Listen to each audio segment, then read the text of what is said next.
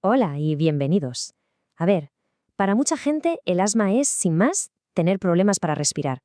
Pero, ¿y si detrás de esa idea tan simple se escondiera toda una batalla celular, un misterio genético y una historia increíble sobre cómo nuestro propio cuerpo se puede volver en nuestra contra?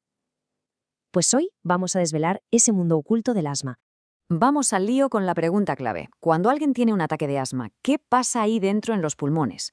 Porque, ojo, no es tan simple como que se cierren las tuberías. Es literalmente una guerra biológica en miniatura. Y ahora vamos a conocer a los combatientes.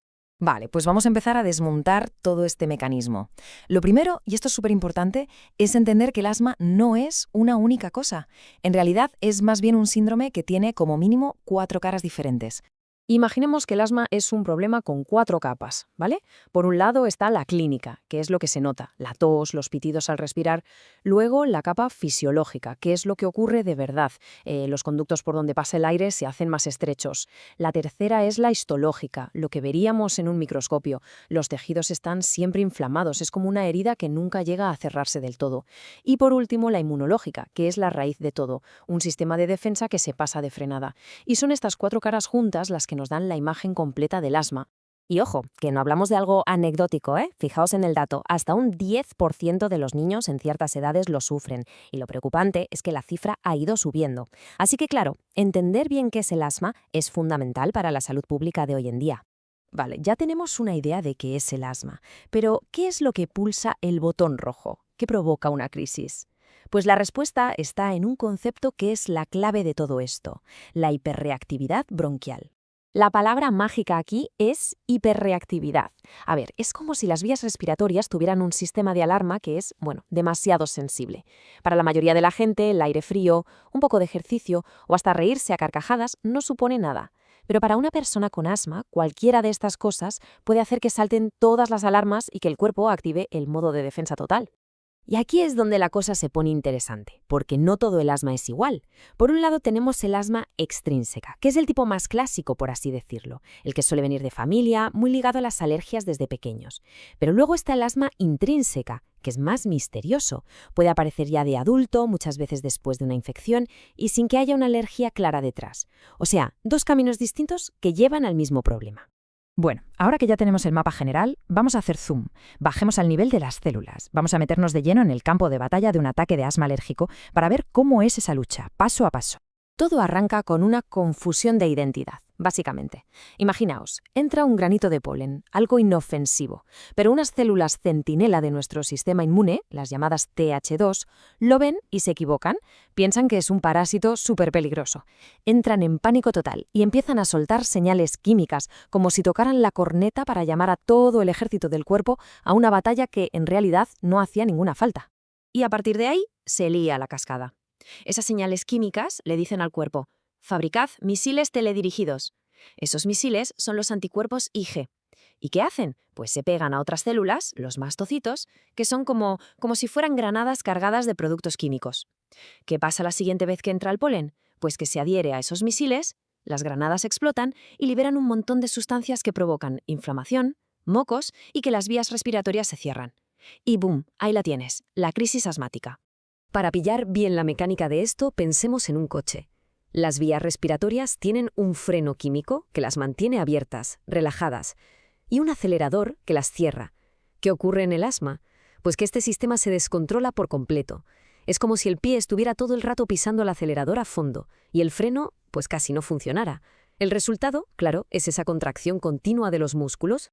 Antes hemos comentado que el asma alérgico a menudo viene de familia, pero ¿hasta qué punto está escrito en nuestro ADN? Vamos a ver qué hay de la conexión genética. A ver, la genética del asma es un lío. Es muy compleja. Pero sí que hay pistas bastante claras. Por ejemplo, tener familiares con alergias. O tener niveles altos de esos misiles teledirigidos IG que hemos visto antes, o una cantidad mayor de ciertas células inflamatorias en la sangre. Todos estos son factores que se heredan y que aumentan el riesgo de tener asma, y mucho.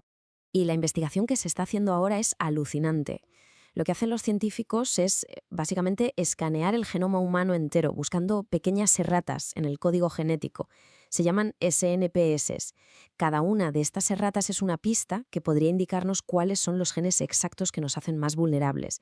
Y esto, claro, podría abrir la puerta a tratamientos en el futuro que vayan directos a la raíz del problema. Vale, entender las causas es clave, por supuesto. Pero en el día a día, ¿cómo se maneja el asma? Ahora vamos a darle un repaso a las diferentes estrategias para controlar tanto los síntomas como esa inflamación que está siempre de fondo. Y aquí llegamos a una de las ideas para mí más importantes de todo esto. Fijaos en esta frase. Lo que nos viene a decir es que los tratamientos de siempre, como los inhaladores, son geniales para apagar el fuego en el momento, pero no evitan que se produzca el siguiente incendio. O sea, no solucionan el problema de base, esa sensibilidad exagerada del sistema inmune. Justo por eso, la ciencia está mirando más allá de los fármacos y está poniendo el foco en la nutrición. La idea es intentar recalibrar el sistema inmune desde dentro. Por ejemplo, se ha visto que equilibrar las grasas omega puede ayudar a reducir la inflamación en general, o que minerales como el zinc actúan como si fueran directores de orquesta de la respuesta inmune. Ojo, esto no es una cura, pero sí una manera de fortalecer las defensas desde la raíz. Claro, todo esto es un complemento a los tratamientos médicos que ya han demostrado que funcionan, ¿eh? Los esteroides inhalados vendrían a ser los bomberos que mantienen a raya la inflamación a largo plazo. Luego están los broncodilatadores, que son el equipo de rescate de acción inmediata para abrir las vías aéreas durante una crisis. Y por último, los antileucotrienos, que son fármacos más nuevos que lo que hacen es bloquear de forma muy específica algunas de las señales químicas que provocan la inflamación. Y ya para ir terminando, vamos a meternos en un escenario muy concreto y que tiene su riesgo. ¿Qué pasa cuando una persona con asma tiene que pasar por el quirófano y necesita anestesia general? Pues el principal peligro es que el simple hecho de meter un tubo en la tráquea para poder respirar durante la operación puede irritar esas vías aéreas que ya de por sí son hipersensibles, y eso podría provocar un broncoespasmo muy grave en mitad de la cirugía. Vamos, un auténtico desafío para el equipo de anestesistas. Por suerte, los anestesistas tienen un as en la manga. Usan fármacos que hacen un 2x1. Por un lado, inducen la anestesia y por otro, como podemos ver aquí, relajan los bronquios de forma activa.